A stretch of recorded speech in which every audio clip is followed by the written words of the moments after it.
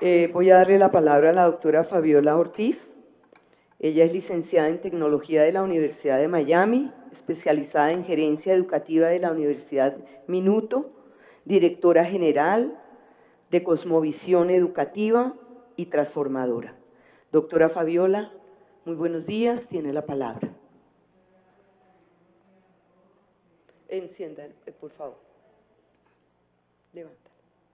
Ahí, levántala, levántala.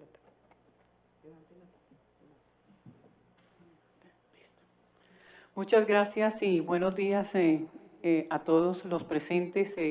El tema es complejo, profundo y tiene también efectos eternos, no solo temporales. El tema que voy a tratar en corto tiempo es el impacto de la ideología de género a nivel nacional e internacional. Y las ideas traen consecuencias, decía el señor Richard Weber. Y en nuestro caso de la ideología de género sí que trae consecuencias a nivel nacional y mundial.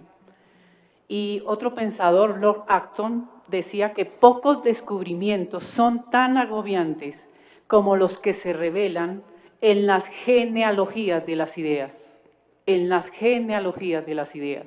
Y eso es lo que nosotros como padres tenemos que enfrentar, que ha pasado a través de toda esa mutación y sumatoria de ideas que van generando tanto impacto en las legislaciones y costumbres de nuestras naciones. Lo que hagamos, queridos padres, va a contar para siempre, para nuestros hijos.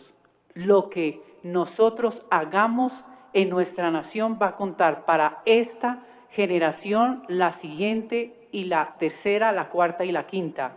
Es importante que tengamos presente esto con respecto al impacto de la ideología de género. En 1990, el doctor Jake Dobson lideró hace muchos años en Estados Unidos un programa muy conocido que se llama Enfoque a la Familia. Y él era consejero familiar, y lo es todavía. Escribió un libro muy importante que se llama Niños en Riesgo. Y decía en uno de sus apartes, una nueva guerra civil se está llevando a cabo en América. Es una guerra de valores. Quien gane esta guerra tomará control de nuestros hijos. En los Estados Unidos, sobre los años 80, un grupo más bien pequeño y con poco poder se reunió para formar unas normas educativas y trabajar unas semanas para poder colocar estas metas claras e introducirlas en el sistema escolar. Y al final de este documento pusieron este enunciado: si hacemos nuestro trabajo bien, levantaremos una generación de niños que no creerán en las declaraciones del derecho religioso. Ese grupo pequeño dijo la palabra clave: cuando alcancemos a los niños, el mundo y su futuro nos pertenecerá.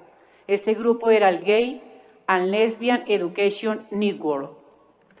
Empezamos a entender la dimensión de lo que vamos a conocer. La ideología de género es una ideología que está tomando cuerpo a nivel mundial, con consecuencias y efectos mundiales, no solamente en nuestros países y gobiernos, sino en nuestras familias, colegios, universidades, incluso en nuestras iglesias, porque ya en los Estados Unidos y en algunos países han sido atacados porque se oponen a esta ideología. Una vez, queridos asistentes, queridos colombianos, una vez se cambia la legislación de un país, se cambia la moral de ese país, porque las leyes son las que generan las costumbres y las leyes son las que nos dicen lo que está bien y mal. Si usted vive en un país donde le dicen que el matrimonio debe ser entre un hombre y una mujer por siglos y por años, y al otro día cambian unas leyes donde dice que el matrimonio es entre un hombre y otro hombre, y una mujer y otra mujer, le están cambiando y le han cambiado la moral a toda una nación. Hay una nueva agenda moral por parte de organismos multilaterales que están imponiendo un cuerpo de legislación para cambiar la moral y las buenas costumbres de todos los pueblos de Latinoamérica y en general del mundo. Y estas legislaciones están en contra de tres cosas, queridos asistentes y ciudadanos colombianos: en contra del matrimonio tradicional, de la familia y de la maternidad. Esta ideología de género se fue gestando en 3 revoluciones diferentes. La primera fue la revolución sexual, que empezó en 1940 con la conocida época de los hippies, la segunda la revolución cultural, que comenzó en 1950, y también la otra, la revolución feminista radical, que es la que más impregna esta ideología de género, y comenzó en la segunda mitad del siglo XX. Estas 3 revoluciones convergen en 1960 con la famosa revolución erótica de Occidente, que es la en la que nos quieren incluir a todos los ciudadanos. El feminismo radical es completamente diferente a ese feminismo tradicional que tuvo sus efectos muy adecuados, porque el feminismo tradicional y equilibrado y coherente era el que buscaba reivindicar los derechos de las mujeres, obviamente no violencia a la mujer, el derecho al voto, derecho a herencia, derecho a un horario flexible en sus empresas. Eso es totalmente coherente, es totalmente aceptado por nosotros, porque era un feminismo tradicional que buscaba darle igualdad frente al hombre en cuanto a derechos éticos y morales. Pero aparece dolorosamente en escena las consecuencias de las ideas de hombres y mujeres, una élite urbana que le está dañando toda la moral a los pueblos y ha penetrado en las legislaciones de muchos países. Los escritorios de los legisladores hoy en día están llenos e impregnados de legislación de ideología de género. Arranca este feminismo radical ¿con quién? Con una, dentro de las muchas, una estadounidense llamada Margaret Sanger.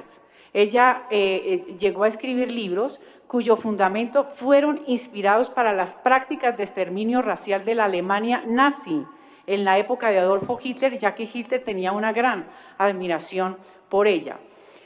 Margaret Sanger plantea unos conceptos muy radicales. Ella llega a sostener que la mujer debía igualarse al hombre, incluido en términos biológicos, que la mujer no es mujer porque el sexo biológico así se lo determine, sino porque el hombre le impuso esa condición de ser mujer, que el ser humano podía escoger lo que quisiera ser, si ser hombre o ser mujer, y que la mujer no había podido igualarse al hombre porque estaba atada a 3 instituciones, que había que destruir: la familia, el matrimonio y la maternidad. O sea, los postulados que ella empieza a dar son exactamente lo contrario de lo que por 20 siglos gloriosos nosotros, en nuestros países y de manera especial Colombia, tiene una formación religiosa cristiana y católica en donde creemos que es bueno en gran manera el matrimonio, la maternidad y la familia. Margaret Sanger está haciendo postulados exactamente contrarios a eso. ¿Quién es ella? Es nada menos que la fundadora de la PPFA, Planned Parenthood Federation of America. En 1921, ella es la fundadora de la Liga Americana para el Control de la Natalidad, y llega a ser inclusive la presidenta hasta 1959 de la famosa Federación Internacional de Planificación Familiar, o sea, lo que es Profamilia. Ella fue la fundadora, y desde ahí Margaret Sanger es la que comienza a difundir la idea, con muchos otros, que la mujer tenía el derecho a decidir sobre su propio cuerpo, incluyendo el derecho a terminar con la vida de sus propios hijos. Todo eso va a alimentar, estas ideas que empiezan a gestarse, alimentar toda la legislación que estos organismos multilaterales como la UNESCO, Naciones Unidas, registran. Otro personaje que le hace un daño muy grave a nuestra sociedad, de manera muy especial a los Estados Unidos, es el señor y médico que practicaba y tenía problemas con la pedofilia, el señor Alfred Kinsey. Él comienza a desarrollar conceptos que se convierten en la revolución sexual, da comunicados en las revistas de las universidades, conferencias en colegios y charlas, y Kinsey comenzó a realizar publicaciones de que la sociedad, la familia y la iglesia habían limitado la vida sexual del ser humano, que el ser humano era libre de poder desarrollar sus relaciones sexuales de la manera en que quisiera, con quien quisiera y cuando quisiera. O sea que empieza a romper los bordes y los límites que una sexualidad sana, que históricamente y religiosamente a nosotros nos habían inculcado por siglos. Este señor, con su sistema muy hábil y muy ágilmente diseñado académicamente en su libro, dice que el ser humano fue reprimido por la Iglesia, por la sociedad y por la familia, y que sencillamente coja su sexualidad y desbórdela. Decir que las relaciones sexuales las puede hacer de la manera que quiere incluye todas las orientaciones sexuales que ya tenemos en muchas legislaciones, desafortunadamente. Y eso no fue suficientemente reprimido ni por la Iglesia de los Estados Unidos, ni por la propia sociedad, ni por las propias familias, y eso fue cogiendo y empoderándose en los intelectuales. Creo que tenemos parte de culpa en eso, porque nosotros tenemos en nuestra historia judeocristiana la responsabilidad de defender apologéticamente, porque la libertad religiosa es algo que debemos apropiarnos y empezar a utilizar.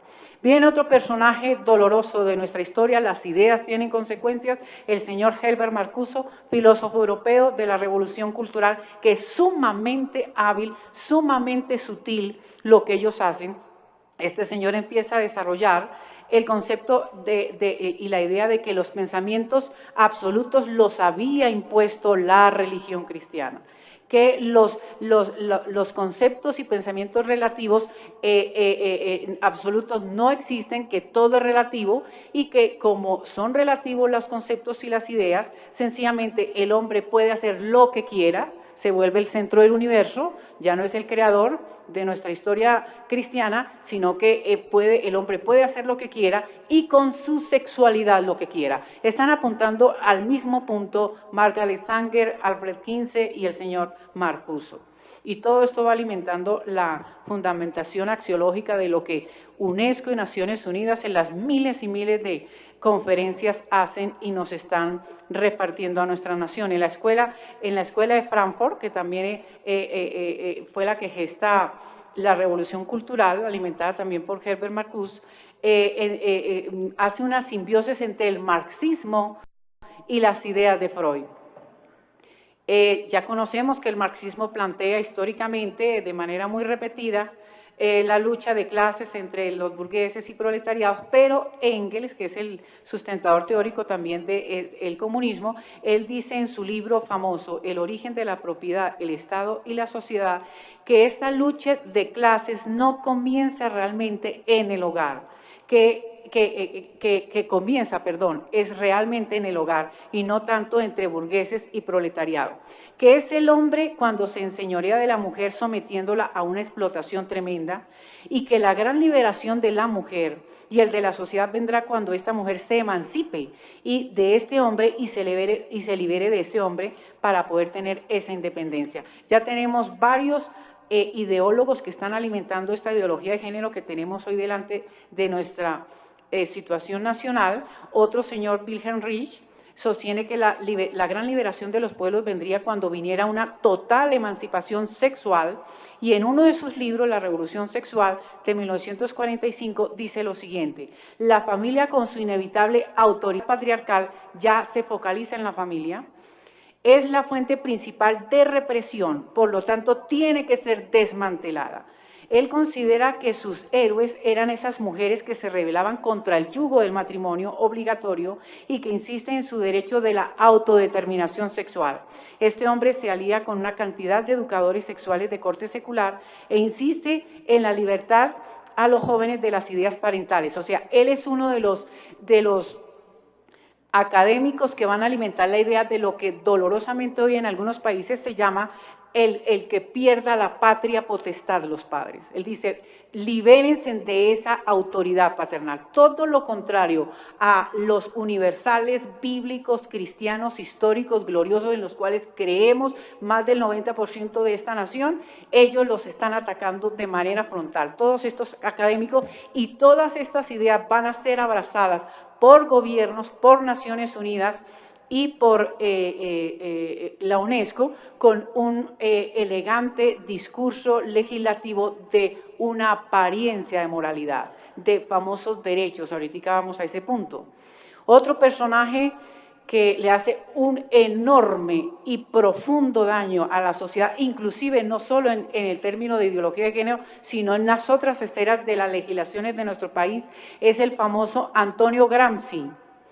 Este autor filósofo italiano escribe en la cárcel porque era comunista por más de 20 años en unos cuadernos una cantidad de teoría que dolorosamente y hábilmente muchos en lo que llaman la sociología del siglo XX, el socialismo del siglo XX está impregnado y va a alimentar mucho la teoría de la ideología de género.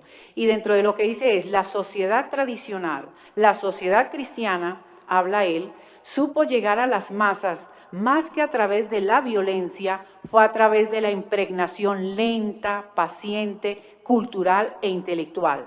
Y así los intelectuales lograron formar lo que Gramsci denomina un bloque histórico y emplea esta fórmula para describir la situación en que se realiza la hegemonía de una clase sobre el conjunto de la sociedad. O sea, Gramsci empieza a ubicarnos con molestia al reconocer que el cristianismo superó al comunismo, en el sentido de que ellos dicen, ellos no impusieron la cultura del cristianismo a todas las sociedades por la violencia, sino por una lenta y paciente adoctrinamiento que afectó la cultura. Y Gramsci dice, eso hay que desbaratarlo, lo vamos a desbaratar y vamos a levantar una revolución cultural y vamos a hacerlo por medio del lenguaje, Es sumamente hábil y eso está impregnado en nuestras legislaciones. Y él dice lo siguiente, la receta de Gramsci es clara, conquistar el mundo de las ideas, está hablando de nosotros, que nos llama sociedad hegemónica, a todos esos estándares de ideas universales cristianas y morales que afectan las legislaciones de Occidente de manera positiva, en el sentido de que sean bien aplicadas. Y él dice, vamos a conquistar el mundo para que lleguen a ser las ideas del mundo y no de lo trascendente del cristianismo. Él recalca lo inmanente, el aquí y ahora. Los ciudadanos del mundo vamos a vivir el aquí y el ahora, que es el comunismo, donde el materialismo dialéctico se va a imponer. Y él dice lo siguiente, lo que tiene que hacer la revolución es desmontar la hegemonía, y este término aparece en el libro de la ministra Parodi, en las primeras, la palabra hegemonía, muy disfrazada, muy clásica, muy académica. Hegemonía y un ataque frontal que la ideología de género le va a hacer a las instituciones religiosas, a los colegios confesionales, a los hogares que profesamos la religión católica o cristiana.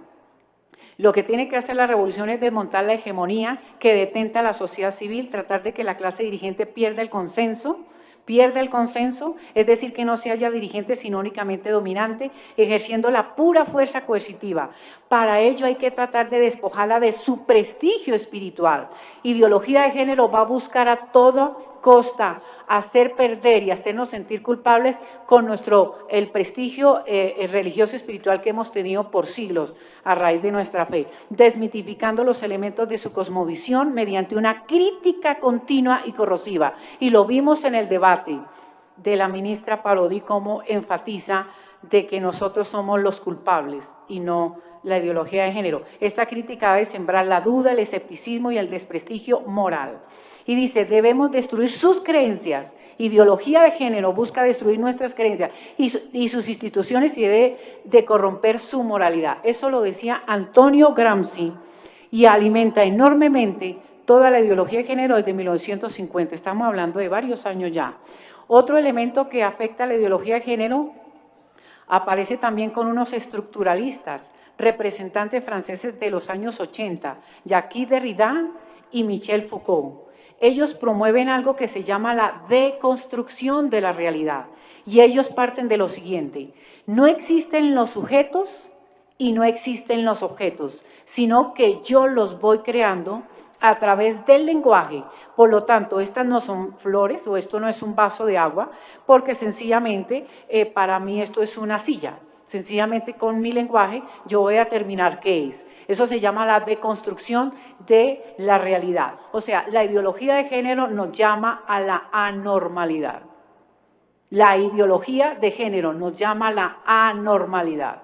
Vamos a crear por medio del lenguaje lo que yo quiero. Ya no llamamos al Creador que con su voz dijo hágase y fue creado todo bueno en gran manera, sino que ya la criatura, según estos intelectuales como Michel Foucault y Jacques Derrida, va a decir que nosotros podemos por nuestras palabras crear la realidad. Eso es bastante grave. Y ya no existe y yo la construyo y la sociedad son las que van dando el contenido semántico a las palabras y en la medida en que la sociedad cambie, pues también las cosas cambian y el sentido de las palabras. Esta teoría de estos señores estructuralistas van a pasar a la sexualidad y en consecuencia no existen hombres y mujeres, según la ideología de género. Todo depende de quién los nombre. La realidad no existe, sino que yo me la puedo inventar a partir del lenguaje. O sea, queridos ciudadanos y colombianos, la ideología de género está impregnada de deconstructivismo del lenguaje. Nos están llamando a destruir la realidad gloriosa, eterna, real y objetiva en la que nos movemos, vivimos y somos. Y eso no lo vamos a aceptar. Simone de Beauvoir escribe un libro que se llamó El segundo sexo, donde hace planteamientos básicos de que la mujer no nace, ya tiene efectos de esta ideología, sino que se hace, el hombre no nace, sino que se hace. O sea, nos llama a la normalidad del pensamiento. Y hoy las bases del pensamiento de esta ideología de género, con todas estas personas en Naciones Unidas, son las del planteamiento axiológico, como les había comentado, del movimiento feminista radical. Porque si la mujer o el hombre no nace como hombre o mujer, sino que nos hacemos, o sea que mañana podemos decidir volvernos hombre o mujer y así cambiando todas las veces que quiero, pero sabemos que esto es una locura. Sabemos que Simone de Beauvoir, que decía todo este tipo de locuras, vivía una vida promiscua, pues tenía relaciones con hombres y mujeres a la vez. Ella y Sartre, Jean-Paul Sartre, que era amante de ella, intercambiaban parejas y vivían una vida muy promiscua. Desafortunadamente, literalmente, textos de estos autores están impregnados en las legislaciones de Naciones Unidas y de la UNESCO. Esto empieza a proliferar. En Estados Unidos, en 1960, hay una señora que se llama Betty Friedan. Ella empieza a escribir con un lenguaje mucho más sencillo estos postulados de estos franceses y los divulga y se socializan y se empieza a aceptar más este pensamiento en Estados Unidos con unos efectos devastadores. El fundamento de la ideología de género es que sencillamente el sexo es omniabarcante, es el centro de la felicidad del hombre, puede coger su sexo y desbocarlo y desbordarlo y eso le va a generar una felicidad según esta ideología y está basado obviamente en un hedonismo extremo. Y los representantes de estas ideologías se van ubicando en organizaciones como Naciones Unidas, los gobiernos de Estados Unidos, Unión Europea, a través de conferencias, son cerca de 5.000 conferencias que se han dado ya, con una cantidad de cosas, y los medios de comunicación no filtran esa información para perjuicio de nuestras democracias. Y la conferencia del Cairo en 1994, y otra conferencia muy importante que fue la conferencia sobre la mujer de Beijing.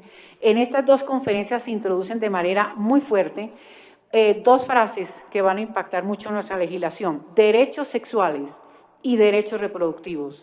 Y esos son términos muy bien definidos. Acuérdense que están trabajando la deconstrucción del lenguaje, con un lenguaje atractivo, poético, pero que encierra una serie muy peligrosa. Derechos sexuales no es más que la libertad de esos niños y de esos jóvenes a tener relaciones sexuales donde quiera, como quiera y con quien quiera. O sea, hay una perversión y depravación sexual marcada, pero mire cómo aparece la frase derechos sexuales. Derecho reproductivo no es más que el derecho de la mujer a terminar con la vida de sus propios hijos. Y esta revolución que conquista, ya sabemos que mucha parte de nuestras actuales naciones están aprobando el aborto, están aprobando el matrimonio homosexual en países como en Colombia, México, Argentina, Uruguay, Ecuador. Eso se debe a que, queridos colombianos, en la sociedad posmoderna en la que nos encontramos, se está dando un mensaje donde dice que se presenta la negación de los valores absolutos y de una verdad absoluta. Tú tienes tu punto de vista, yo tengo mi punto de vista, lo emocional está por encima de todo, Lo emocional está más allá de lo racional. Para mí lo importante no es lo que yo creo, sino lo que yo siento, que la ideología de género le va a trabajar es siempre lo que yo siento, es mi preferencia. De ahí que ellos llegan de manera inadecuada a colocar sus deseos a la categoría de derechos, sus deseos. Y se supone que un país y legisladores serios y responsables que llegaran a gobernar un país donde todo fuera por deseo sería ingobernable. Y van a tener que retractarse muchos legisladores en corregir de manera especial a los magistrados, porque ellos no pueden legislar sobre deseos a categoría de derechos.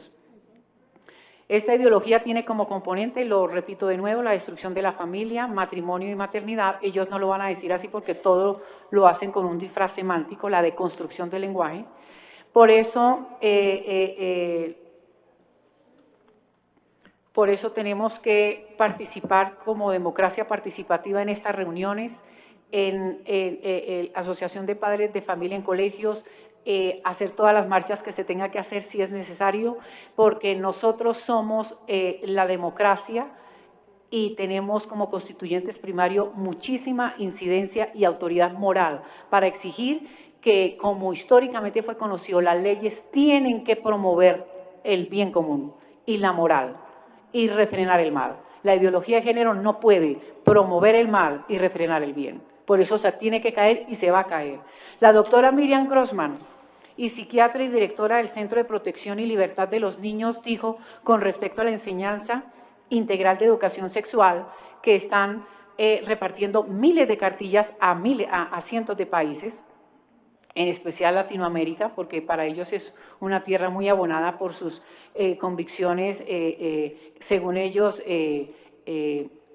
retrógradas y hegemónicas, muy bien hegemónicas, y ellos están repartiendo con esta frasecita de enseñanza integral de educación sexual toda un contenido que pervierte la inocencia de los niños.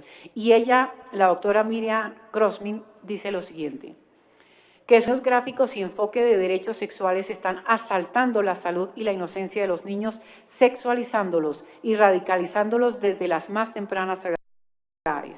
Slater, otra investigadora de estos cursos, dijo, los padres necesitan, escuchen amados colombianos, los padres necesitan saber que las organizaciones como Planet Parentos, cuya filial en Colombia es Profamilia, está ganando millones de dólares por medio de la sexualización de los niños.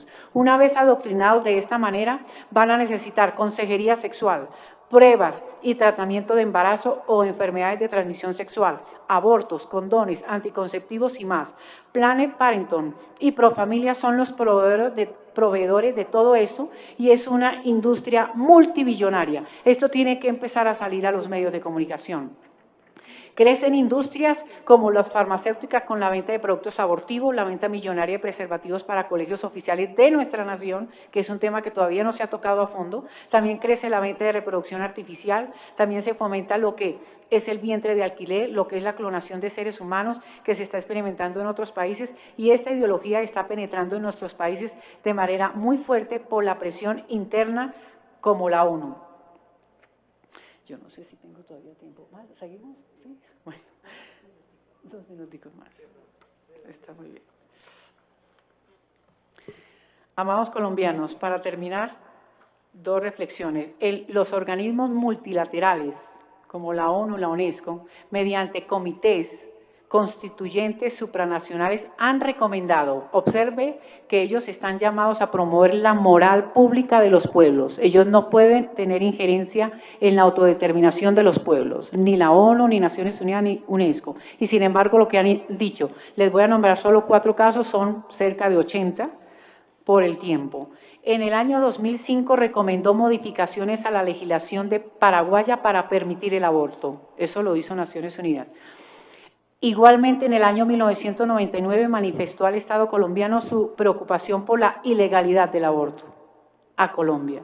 En 1988 recomendó a Italia y a Croacia eliminar la objeción de conciencia a favor de los médicos que rehusasen las prácticas abortivas. Eso lo están haciendo. Están haciendo exactamente el papel contrario para que la historia los llamara. Tengo que termino con 2 reflexiones más. El plan de esta ideología es de construir, es muy grande. El lenguaje, la familia y la maternidad, la reproducción, la sexualidad, la educación, la religión y la cultura. No solo toca el tema de la sexualidad, queridos colombianos, todo esto lo toca. Ellos utilizan palabras como discriminación, patrones culturales discriminatorios, alienación, tolerancia, autonomía procreativa, preferencia u orientación sexual, heterosexualidad obligatoria, homofobia, hegemonía, patriarcado, patriarcal, deconstrucción, salud reproductiva, múltiples modelos de familia, miren la deconstrucción del lenguaje, derechos de los trabajadores sexuales, miren la deconstrucción del lenguaje. Y la última parte, porque la gloria es para Dios, por supuesto, en todo momento y en todo lugar, y para todo ciudadano de la tierra, es lo siguiente. Queridos colombianos, ninguna corte humana tiene la autoridad de redefinir la moralidad de los pueblos con respecto a la vida, el matrimonio y la maternidad, porque eso ya lo hizo Dios en su revelación y en su palabra. Y nos dice cómo debemos vivir en cada esfera de nuestra vida y lo que debemos creer. El peor terrorismo está siendo ejecutado por la mayor parte de aquellos gobiernos y cortes constitucionales del mundo, que son los que tienen la mayor responsabilidad de protegerlos. Muchas gracias.